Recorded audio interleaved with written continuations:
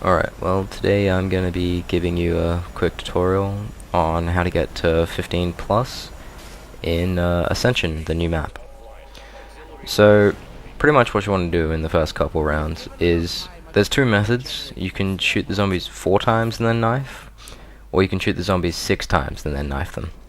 I generally shoot them 6 times. So what this allows you to do is it allows you to get you 60 points for shooting them and then 130 for killing them, which is a lot more points than just shooting off an entire clip, because that's just going to give you pretty much like 80 points and then about 50 points for killing it.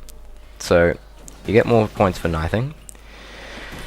So what some people shoot them 4 times because they like to conserve their ammo, but I shoot 6 times because I like to get my points up first so I can open doors quicker. So shooting them 6 times in the chest and then just knife them real quick. So that big spinny thing back in the center there, don't let that hit your zombies or you're going to lose a bunch of points because it doesn't give you any when you do it.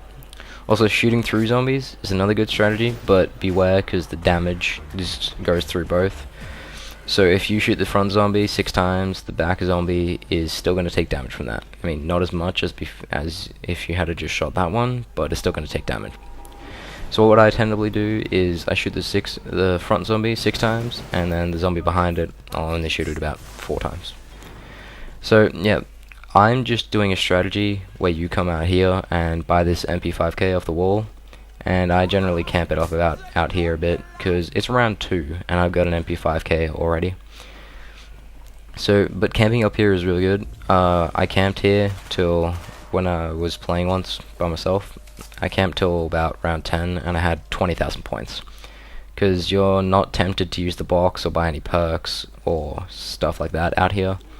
So you're just generally just shooting zombies and getting a couple hundred points per kill, which is pretty good. So just this general strategy really makes you conserve points. You're not really noticing it though, because it's a pretty easy camp spot and you can just buy ammo for the MP5K off the wall. So just camping here I find really helpful. So yeah, when I'm done out here, at about round 6, gonna move back inside and get the Juggernog, because that's your #1 priority really. Because when you're out here, this landing spot up here, that's pretty good for running circles around, but it's not the best spot. You can run loops of the whole map, but yeah, so just running around like this is pretty easy as long as the zombies are chasing you.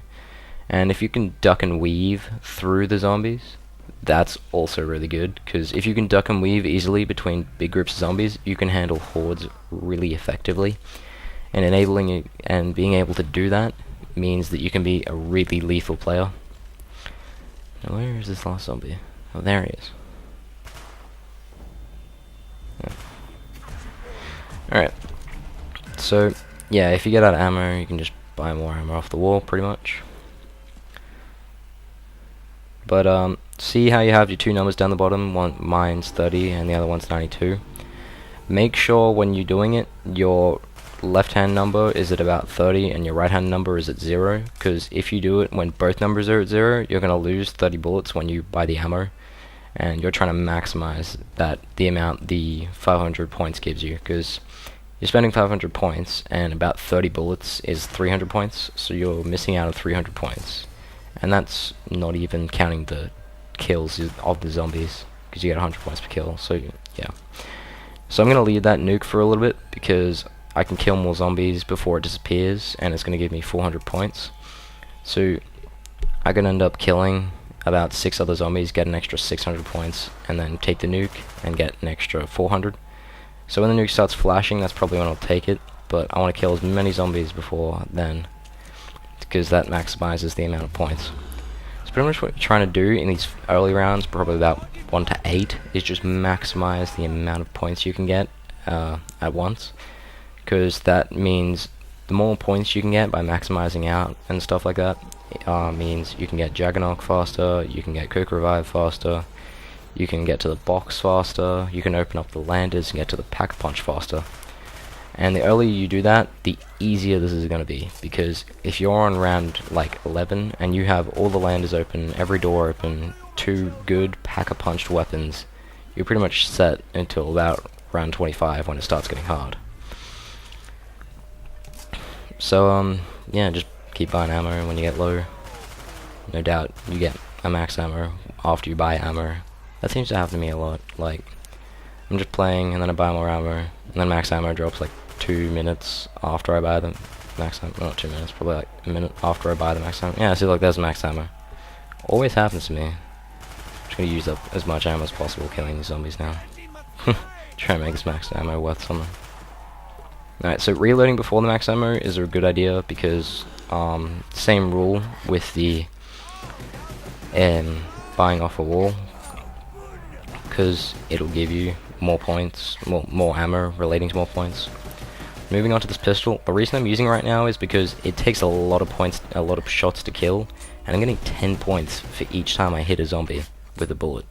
So that's 80 points per clip, and if it takes 4 clips to kill, you're sitting on, like, what? Yeah. Oh god, my mind's blank. 320 points for plus the kill points, which is like 100 points. So you're getting 420 points just for pistol killing one zombie. That's like more than a nuke. So yeah, if you get some spare time, repair some windows, just maximizing even more points. So use up your pistol if you've got it, but if you start getting overwhelmed, don't use it. I've made that mistake before. I thought I could handle it. I had about 7 zombies, and I'm like, yeah, I can totally pistol this. And one came from behind me, and I didn't have Juggernog, and I was like, oh damn, and got kind of screwed. So yep, just switching back to my MP5K. Headless zombies like that, you always want to knife them, because if their head's gone, they are always a one-shot knife, and that's an 130 points. So if you see a zombie walking without a head round, you totally got to take that. Probably gonna move back inside soon. Got a fair few points. Yeah. Double points, awesome. As I said, double points. So if you get a headless zombies and stuff like that when you have double points on, it's great. Or if you got insta-kill double points, because it means you're getting 260 points per knife, which is a really good amount of points. I mean, if you can do that to a whole bunch of zombies in the amount of time you have, that's pretty sweet. The thing about that is, if you get an insta-kill down, don't go suicidal with knifing, especially if you don't have Juggernaut on, because these zombies in Ascension seem to be able to hit a lot more effectively than any other Nazi Zombies map that's been out so far. Like, if you're near them, they're gonna smash you in the face. So really don't let them get near you, especially for these early rounds when you don't have Juggernaut. So I'm just gonna leave that in skill for a bit, so I can hopefully knife some zombies and get a couple points when I'm going for my Juggernaut. But yeah, when you get an insta-kill, don't go nuts and try and knife like 30 different zombies, because I see so many people on Xbox Live just trying to knife everything they see, and more often than not that leads them to getting downed, and that's really stupid when you think about it, because getting downed with insta-kill on is pretty stupid. You don't want to look like an idiot on Xbox Live. So yeah, if I came this way, I'd buy the MPL down there, or the PM63 right there. But I'm not, I'm just going to go straight up here, because I've got my other method. If you're wondering, the reason I didn't come through that door was because that's a good camping spot out there. I mean, I'll probably end up opening it up later. But just for now, in case I want to go back out there, it's just a good spot. So there's 2 kinds of guns in this game. There's guns like the Spectre and guns like the Spectre and the MP5K. They're point gatherers, so they're guns that don't really hit that hard with bullets, but they have a fair few. So that means say it takes like 10 shots to kill, that's dropping you like 100 points plus the kill points, so they're fairly good for getting points. But then there's other guns like shotguns, sniper rifles, ray guns, thunder gun, which are more just for trying to save you. So I call them killers, and the other one point gatherers. So you've got killers, which pretty much are designed to take down zombies really quick. And then you've got point gatherers, which are the weaker guns, but they get you a truckload of points. So you want to use point gatherers for the early rounds. But once you get to the later rounds, point gatherers really not going to be good at saving you. So yeah, you want to try and maximize your nukes. So if there's only like one zombie left, nuke it, because trying Try and kill as many zombies as possible, then nuke it, because if it's only going to kill one zombie, you're getting 400 points for that one zombie, and that's a pretty good turnout. So, I'll probably buy Quick Revive soon, because it's got Jaggernog now. So Jaggernog is probably the most, well, relied on perk, I'd say. Great, pistol, interesting. Yeah, when you're going box, just do it a couple times, because going over the top with the box is a really bad idea. I mean, I see people drop like 10,000 points that they spent ages gathering just to spend on the box, and then they end up not having like any perks, and they get bad guns in the box. So just go a couple times, and if you get a bad gun, you can always buy something off the wall, like a point gatherer, which can get your points back up. See, I'm not trying to stab everything. I mean, sure, I'm going for stabs, but if I get in trouble and there's a bunch of zombies, just shoot them. You're still going to kill them all and get a bunch of points, but it's better off doing that than getting killed. Yeah, may as well go for the crossbow.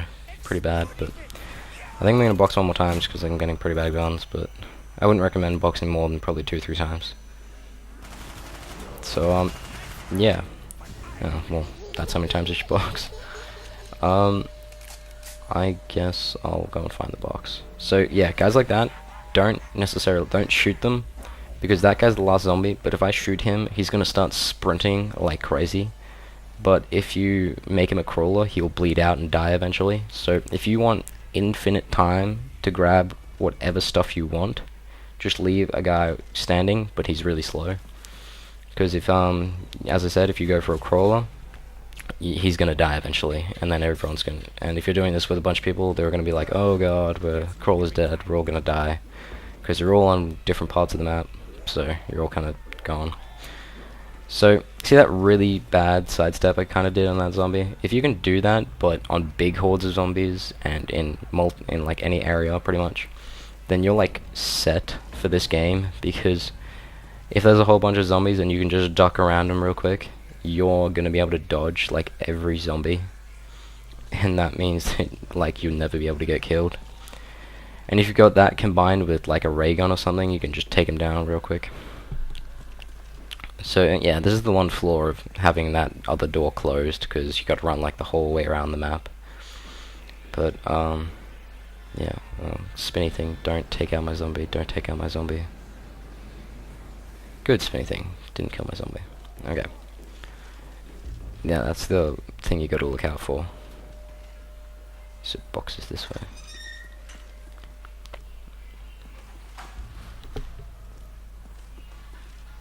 Yeah, as I said, I wouldn't recommend boxing so many times, but I got a crossbow, so this gun really isn't that good either.